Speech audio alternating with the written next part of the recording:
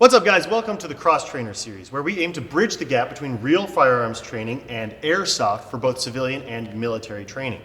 In this video, we're joined by our two guest instructors, Ryan and Mojo, who are both currently active duty law enforcement. Ryan, happy to be here. Been a cop about 15 years and look forward to the video. Mojo, been a cop now for about 4 years, prior military, and I'm also very happy to be here. In this episode, we're going to be talking about proper drawing and presentation of handguns. So I'm going to pass it off to our two instructors.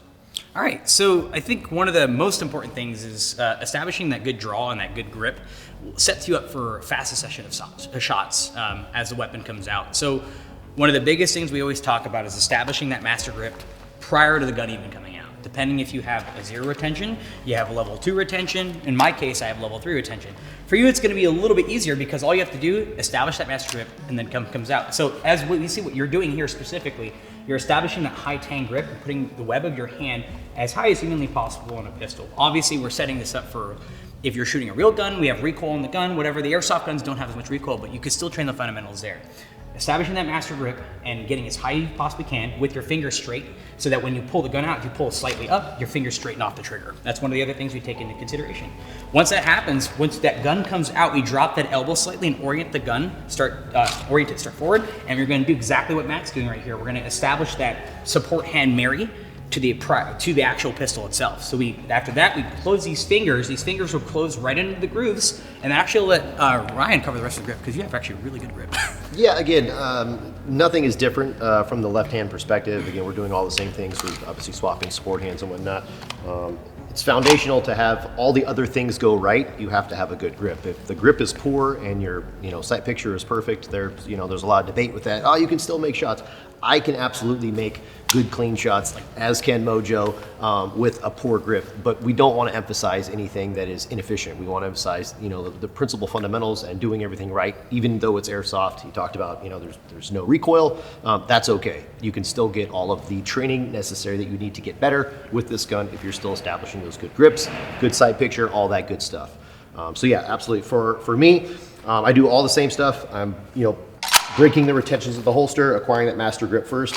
I'm not coming, I guess you could do an old school way would be to come way up, yeah, and then way out. We're trying to be a little bit more efficient and create straighter lines, I think. So as soon as we're breaking that holster, you can see I'm starting to orient the gun towards the target, and then marrying the support hand up with that strong hand, punching out, acquiring the sights, and then follow on shots, cadence, all that good stuff.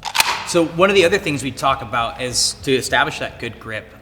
We see a lot of guys lock out the arms completely. From a real firearms perspective, one of the biggest things we try to do actually is we use Travis Haley, Frank Proctor, a lot of shooters in the industry, like real steel shooters, and Travis actually plays airsoft too, which is awesome.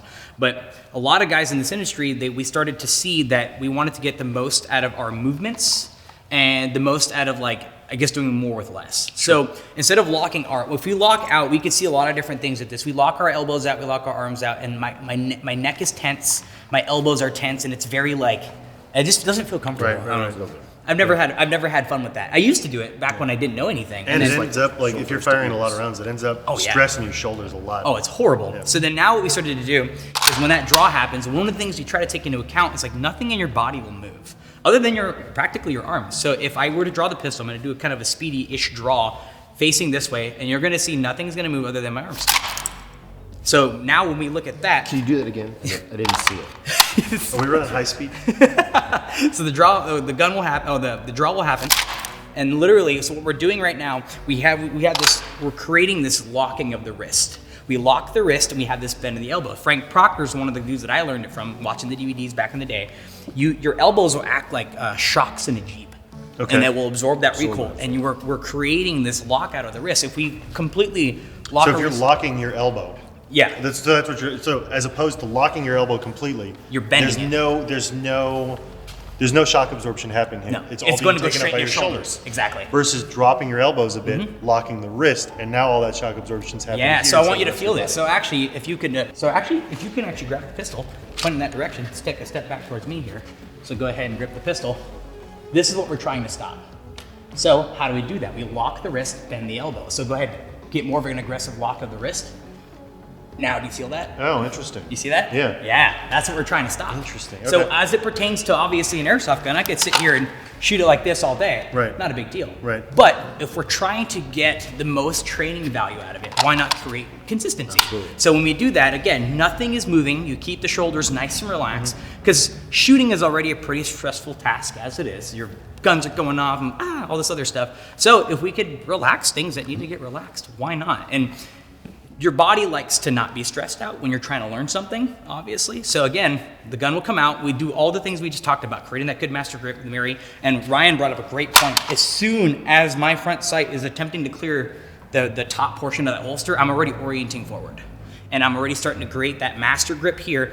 My eyes are laser beams fixated on the target, and I just bring the gun to my eyes. Literally, that's all that needs to happen. It's getting the gun into the fight sooner, essentially. Right, Once exactly. we can get the barrel oriented downrange towards the threat. If we're drawing the gun to begin with, there's obviously some sort of threat present, so we want to get that gun or that tool into that fight sooner versus, later.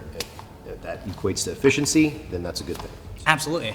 Now, obviously, there's a range. You want to be somewhere between fully extended and fully compressed, right? So you don't want your elbows fully compressed. You kind of want to be like in the medium there, just at the position that you can lock your wrist. So the 'Cause good- if you're compressed too far, that's not effective either. Absolutely, no, exactly. So there's a good happy medium. What we can talk about is potentially locking your arms out, bringing it back a couple inches. And that's usually enough to create a good wrist lockout, because see, wrists straight, they have somewhere to go.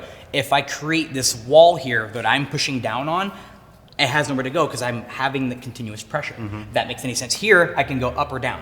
Here, I'm locking my elbow out completely, and then now it only can go up, but I'm already had that counter pressure pushing it down. It's like me pushing you against the wall. If I could push you against the wall, there's nowhere you can go. You only can Right. go this way. But if I put you foot off the wall, you can go towards the wall and towards me, so that you have equal play on both sides. But the good rule of thumb, all the way out, back a couple inches, but it's subjective. I've seen dudes like literally come up to here and shoot like this, and they're comfortable, the gun shoots flat, and that's what a lot of stuff is. A lot of the stuff is personal preference. I think each shooter has his own unique method of doing certain things, and again, we're not here as instructors to change something that has been made efficient for someone. If you've found a way that breaks the mold on certain foundations that works for you and it's consistent and efficient, who are we to say you should stop doing that? This is more of, I think, an introduction for those maybe who have the question to ask and are looking for an answer on, hey, how do I get better, or how do I draw to begin with? For those that are out there doing methods that work for them and they've essentially mastered that style, by all means, continue with that. We're not here to, try to get you to change something that's actually working. So Absolutely, and we even look at the idea that, again, remember, we're trying to bridge the gap between using Airsoft as a training platform for dudes that want to actually do that. There are things that in Airsoft work great, and if they're working great and you're winning your matches and you're doing whatever with it and you're training really efficiently, hey, it's okay. We're just here to offer another page to your book. Or another book. Yeah, put another perspective right in front of you. And if you choose to take it, awesome. If not, it's okay. And that wraps up the instruction for this video. Thanks again to Ryan and Mojo for instructing us and giving us even more insights into how we can use Airsoft as a cross-training tool with real firearms techniques in both civilian and military training. Stay tuned to the Cross Trainer series for even more info and even more instruction.